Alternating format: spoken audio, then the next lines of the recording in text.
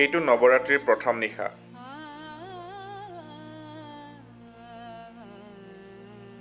আৰু আজি ৰাতি আৰু আজিৰ দিনটো, ইয়াৰ পাছৰ আগন্তুক দিনটো ঈশ্বৰৰ স্ত্ৰী প্ৰকৃতিৰ প্ৰতি সমৰ্পিত। দুৰ্গা, লক্ষ্মী আৰু সৰস্বতীক স্ত্ৰী প্ৰকৃতিৰ এই তিনিটা মাত্ৰাৰ প্ৰতীক ৰূপে গণ্য কৰা হয়। তেওঁলোকে অস্তিত্বৰ তিনিটা মৌলিক গুণ প্ৰতিনিধিত্ব কৰে: তমস, ৰজস আৰু সত্য। তমসৰ আক্ষৰিক অৰ্থ হৈছে নিষ্ক্ৰিয়তা। ৰজসৰ অৰ্থ হৈছে কাৰ্যকলাপ, সকাম কৰ্ম।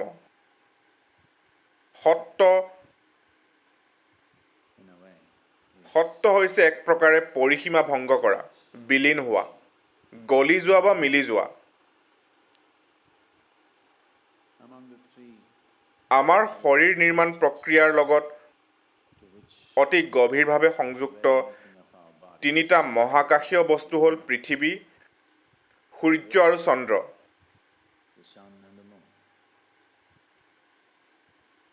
ইয়াৰে পৃথিৱী মাতৃক তমসৰ প্ৰতীক বুলি গণ্য কৰা হয়।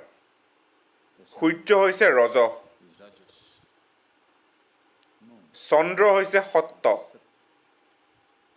যিসকলে ক্ষমতাৰ বাবে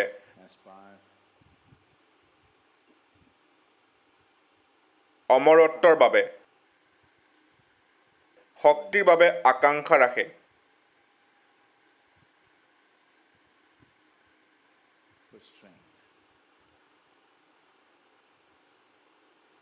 তেওঁলোকে স্ত্ৰী প্ৰকৃতিৰ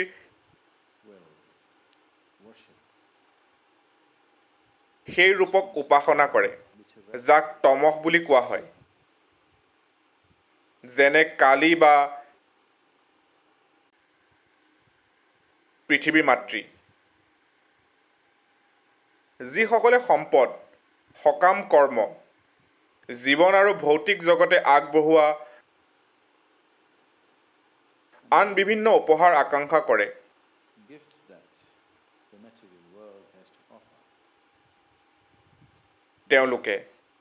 তেওঁলোকে স্বাভাৱিকতে স্ত্ৰী শক্তিৰ সেই ৰূপটোৰ প্ৰতি আকৃষ্ট হয় যাক লক্ষ্মী বুলি কোৱা হয় বা সূৰ্য।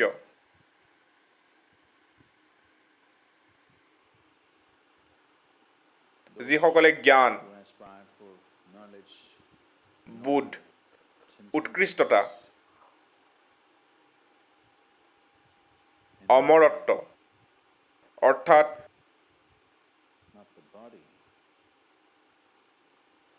নশ্বৰ শৰীৰৰ সীমাবদ্ধতা অতিক্ৰম কৰাৰ ইচ্ছা কৰে, তেওঁলোকে স্ত্ৰী প্ৰকৃতিৰ সেই দিশটোৰ প্ৰতি আকৃষ্ট হয়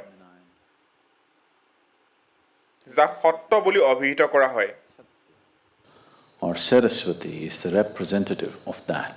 সৰস্বতীয়ে সেয়া প্ৰতিনিধিত্ব কৰে বা চন্দ্ৰ তাৰ প্ৰতীক। সেয়েহে এই তিনিদিন নাৰীসুলভ দিন।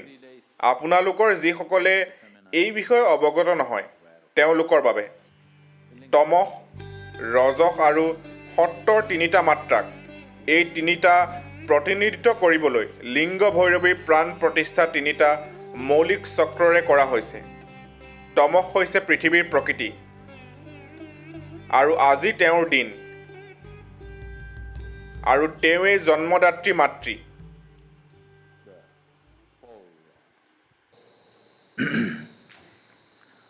The gestation period that we spend in the womb, our womb time, is tamas. It's like a state which is almost like hibernation, but it's growing. যিখিনি সময় আমি গৰ্ভত থাকোঁ সেইখিনি হৈছে তমস। ই এক শীতনিদ্ৰাৰ অৱস্থাৰ দৰে, কিন্তু বিকাশ চলি থাকে। গতিকে তমস হৈছে পৃথিৱীৰ প্ৰকৃতি, আপোনাৰ জন্মৰ প্ৰকৃতি। আপুনি ওলাই অহাৰ লগে লগে আপুনি কাৰ্যকলাপ আৰম্ভ কৰে, ৰজস আৰম্ভ হয়। যদি আপুনি যথেষ্ট সচেতন বা সৌভাগ্যৱান, সত্ত্বয়ে আপোনাক স্পৰ্শ কৰিব, অন্যথা ৰজসৰ ৰং এনেকুৱা যে যেতিয়ালৈকে সকলো ভালকৈ চলি থাকে তেতিয়ালৈকে ইয়াক ভালেই দেখা যায়। যেতিয়া কিবা বেয়া হোৱা আৰম্ভ হয় ৰজস অতি বেছি বেয়া হৈ পৰে। গতিকে যিটো পৰম নিষ্ক্ৰিয়তা আছিল এতিয়া এক গতিশীল ৰজস হৈ পৰিছে। এইটো এক উৎকৃষ্টতাৰ ফালে যাব পাৰে বা পুনৰ একে দশালৈ ঘূৰি যাব পাৰে। দুৰ্গা লক্ষ্মী, দুৰ্গা লক্ষ্মী, দুৰ্গা লক্ষ্মী। அப்படி பேர் வச்சிருக்கீங்களா யாரோ துர்கா லட்சுமி?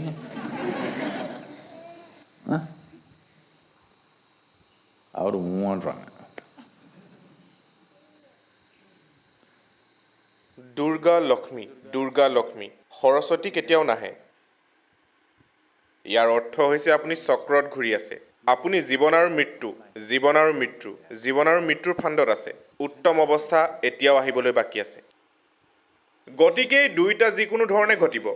যি নিষ্ক্ৰিয় অৱস্থাত আছে সেয়া ৰজস আৰু কাৰ্যকলাপৰ অৱস্থাত সোমাই পৰিব আৰু পুনৰ এক নিৰ্দিষ্ট সময়ৰ বাবে নিষ্ক্ৰিয় হৈ পৰিব। আকৌ বাৰে বাৰে কাৰ্যকলাপলৈ ঘূৰি যাব। এজন ব্যক্তি হিচাপে আপোনাৰ সৈতেও এনে হৈছে। গ্ৰহটোৰ সৈতে এনে ঘটি আছে। এই ছায়াপথৰ সৈতে ঘটি আছে। এই সমগ্ৰ বিশ্বৰ সৈতে ঘটি আছে। ই নিষ্ক্ৰিয়তাৰ অৱস্থালৈ যায় আৰু তাৰ পাছত গতিশীল হৈ পৰে আৰু পুনৰ নিষ্ক্ৰিয়তাৰ অৱস্থালৈ যায়। কিন্তু গুৰুত্বপূৰ্ণ কথাটো হ'ল This one has the capability to break the cycle and transcend. ইয়াৰ চক্ৰটো ভাঙি উত্তম অৱস্থালৈ যোৱাৰ ক্ষমতা আছে। সেয়েহে দেৱীৰ এই তিনিটা মাত্ৰা ভৈৰৱী বা লিংগ ভৈৰৱীৰ ৰূপত অধিষ্ঠিত কৰা হৈছে। গতিকে এই তিনিদিন আপুনি এই তিনিটা মাত্ৰা স্পৰ্শ কৰিবলৈ সক্ষম হ'ব লাগিব। আপোনাৰ বাবে অস্তিত্ব আৰু অৱলম্বনৰ মাত্ৰা, কিয়নো আপোনাক এই তিনিওটাৰ প্ৰয়োজন। আপোনাৰ জীৱন ধাৰণ আৰু সামগ্ৰিক কল্যাণৰ বাবে প্ৰথম দুটাৰ প্ৰয়োজন। তৃতীয়টো হ'ল পৰিসীমা অতিক্ৰম কৰাৰ অভিলাষা। So, these 9 days, above all, to approach every aspect of life in a celebratory way.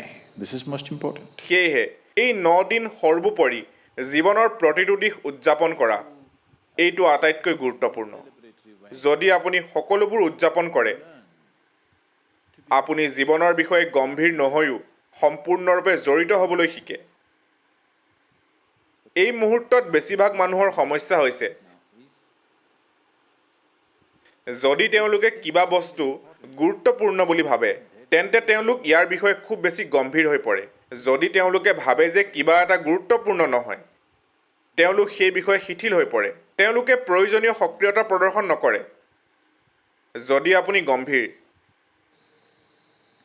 அவர் ரொம்ப சீரியஸாக இருக்கிறாங்கன்னு என்ன அர்த்தம்? அடுத்தபடி আপুনি জানেনে তামিল ভাষাত বা আনকি ইংৰাজীতো সম্ভৱতঃ তেওঁৰ অৱস্থা অতি গম্ভীৰ অৰ্থাৎ পৰৱৰ্তী পদক্ষেপ ক'ত হ'ব আপুনি জানে। আৰু বহুতো লোকৰ অৱস্থা সঁচাই গম্ভীৰ। তেওঁলোকৰ সৈতে এটাই মাত্ৰ ঘটনা ঘটিব যিটোৰ কিবা গুৰুত্ব আছে।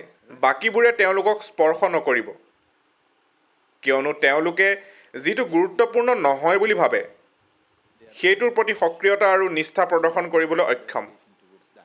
গোটেই সমস্যাটো তাতেই। জীৱনৰ ৰহস্য পথ কেৱল ইয়াতেই আছে। সকলোবোৰ এক অগম্ভীৰ দৃষ্টিৰে চোৱা কিন্তু সম্পূৰ্ণৰূপে জড়িত হোৱা খেলৰ দৰে। এই কাৰণেই জীৱনৰ আটাইতকৈ গভীৰ দিশবোৰলৈ অভিগমন উদযাপনৰ ভাৱেৰে কৰা হয় যাতে আপুনি মূল কথাটো হেৰুৱাই নেপেলায়।